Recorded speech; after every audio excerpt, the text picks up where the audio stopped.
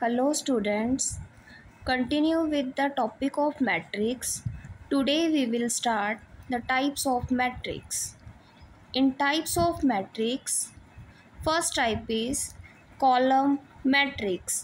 Column matrix ऐसी matrix होती है जिस मैट्रिक्स में आपके पास सिर्फ एक ही कॉलम होगा और इसमें नंबर ऑफ रोज आपकी कुछ भी हो सकती हैं। फॉर एग्जांपल ए मैट्रिक्स आपके पास गिवन है, इसमें नंबर ऑफ कॉलम्स आपके पास कितने हैं 1 और नंबर ऑफ रोज कितनी है आपके पास 1 2 3 4। और अगर हम इस मैट्रिक्स का ऑर्डर देखें तो इसका ऑर्डर कितना होगा फिर हमारे पास 4 cross 1। 4 denotes the number of rows and 1 denotes the number of column. तो ऐसी मैट्रिक्स जिसमें सिर्फ एक ही कॉलम हो उसको हम बोलते हैं कॉलम मैट्रिक्स। और इसको जनरल फॉर्म में अगर हम लिखना चाहें तो हम इसको लिख सकते हैं m cross 1। Similarly column matrix की तरह ही नेक्स्ट हमारे पास मैट्रिक्स का नाम है रो मैट्रिक्स। रो मैट्रिक्स भी ऐसे ही है, जैसे कॉलम में सिर्फ एक ही कॉलम होता था, रो मैट्रिक्स में भी आपके पास सिर्फ एक ही रो होगी और इसमें भी नंबर ऑफ कॉलम्स आपके पास कुछ भी हो सकते हैं। For example the given matrix A is this, here number of rose 1 and number of columns are 4. So order of this matrix is 1 cross 4. In journal form we can write A is equal Aij 1 cross n. So इस matrix का order क्या बनेगा फिर आपका 1 cross n। 1 denotes the number of rows and n denotes the number of column. Next फिर हमारे पास आ जाती है स्क्वायर मैट्रिक्स। स्क्वायर मैट्रिक्स मतलब ऐसी मैट्रिक्स जिसमें आपके पास number of rows and number of columns same हो, उसे हम बोलेंगे स्क्वायर मैट्रिक्स।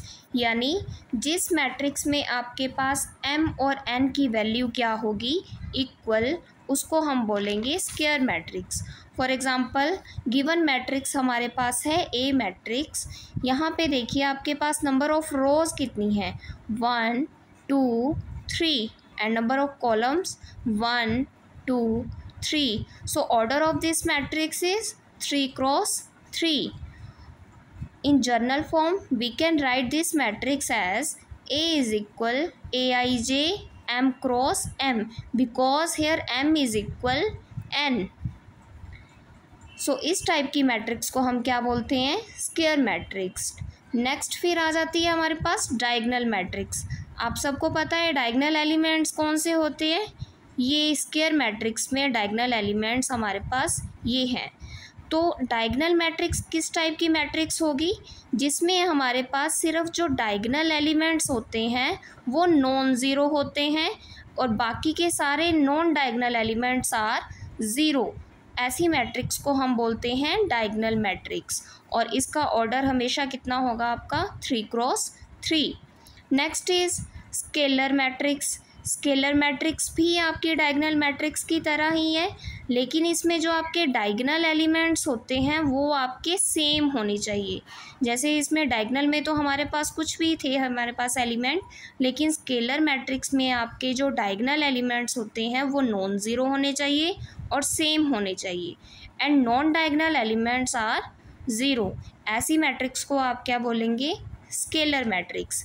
इसी टाइप की एक अगली मैट्रिक्स है हमारे पास जिसका नाम है आइडेंटिटी मैट्रिक्स। आइडेंटिटी मैट्रिक्स में क्या होता है, इसमें हमारे पास जो नॉन डायगोनल एलिमेंट्स होंगे वो तो ज़ीरो ही होंगे, लेकिन जो डायगोनल एलिमेंट्स होते हैं वो हमारे पास नॉन ज़ीरो और 1 होने चाहिए। आइडेंटिटी मीन्स हमारे पास जो डायगोनल एलिमेंट होने चाहिए वो क्या होंगे 1। तो ऐसी मैट्रिक्स को हम क्या बोलते हैं आइडेंटिटी मैट्रिक्स। नेक्स्ट फिर हमारे पास जो टाइप्स ऑफ मैट्रिक्स है दैट इज़ ज़ीरो मैट्रिक्स। ऐसी मैट्रिक्स जिसमें हमारे पास सभी रोज और कॉलम सभी के सभी एलिमेंट्स क्या हों ज़ीरो, उसको हम कौन सी मैट्रिक्स बोलते हैं ज़ीरो मैट्रिक्स या फिर नल मैट्रिक्स और इसको डिनोट करते हैं बाय द लेटर ओ। फिर लास्ट हमारे पास है equal matrix. Equal matrix to matrix को हम इक्वल कब बोलते हैं, या तो जब उन दोनों मैट्रिक्स के हमारे पास ऑर्डर सेम हो या फिर उनके कॉरस्पॉन्डिंग एलिमेंट्स को इक्वल हो, तो ऐसी दो मैट्रिक्स को हम क्या बोलेंगे, इक्वल मैट्रिक्स। हमारे पास यहाँ एक एग्जांपल है जिसमें हमारे पास दो मैट्रिक्स, हमें इक्वल मैट्रिक्स गिवन है और हमें क्या फाइंड आउट करनी है, value of x y z and a b c. So अभी हमने डेफिनेशन में जैसा कि समझा कि टू मैट्रिक्स आर इक्वल, कब इक्वल होंगी, जब उनके कॉरस्पॉन्डिंग एलिमेंट्स भी क्या होंगे, आपस में इक्वल। जैसे यहाँ पे 1 1 पोजीशन और इसकी 1 1 पोजीशन क्या हो, इक्वल। 1 1 पोजीशन में यहाँ पे क्या है हमारे पास x+3 और यहाँ पे कितना है 0, x+3 इज इक्वल 0। सो यहाँ से x की वैल्यू कितनी आ जाएगी आपके पास -3। Similarly 1 2 position is z+4 and here 1 2 position is 6, z+4 is equal 6 and the value of z is 6 minus 4 2। Similarly यहाँ 1 3 position is 2y minus 4 और 1 3 position 3y minus 2। y वाली terms को इकट्ठा करके फिर यहाँ से हमने y की वैल्यू कितनी निकाल ली, -2। अब हमारे पास x y z की वैल्यूज़ आ गई हैं। अब हमें निकालनी है a b c की वैल्यू। अब हम देखेंगे यहाँ पे 2 1 पोजीशन पे -6 है और यहाँ पे भी 2 1 पोजीशन पे -6 है। ये वैल्यू तो हमें लेनी नहीं, क्योंकि यहाँ पे हमें निकालनी है value of a b and c। तो a वैल्यू हमारे पास कहाँ पर है, 1 2 2 पोजीशन पे, taking 2 2 position and 2 2 position is -3, a -1 is equal -3। यहाँ से a की वैल्यू हमारे पास कितनी आ जाएगी, फिर -2। नेक्स्ट फिर हम निकालेंगे c हमारे पास यहाँ पे कौन सी पोजीशन पर है, 2 3। Equating the 2 3 position 0 is equal to c + 2।